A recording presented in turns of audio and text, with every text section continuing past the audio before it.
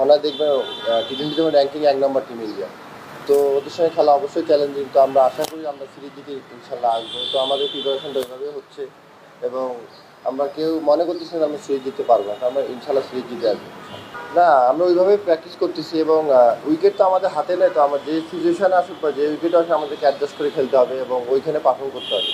তো আমরা ওই প্রিপারেশন নিচ্ছি যে কন্ডিশনে আসুক না করে আমরা যেন এখান থেকে পারফর্ম করতে পারি। যে কোনো সুযোগে তো ভালো লাগে। তো আমি এক্সাইটেড হইলে আবার বেশি খুশিও হইলে আর কি। তো আমি নর্মাল আছি যে খেলার সুযোগ পাইলে অপরচুনিটি হলে আমি ইনশাল্লাহ ভালো খেলার চেষ্টা করবো।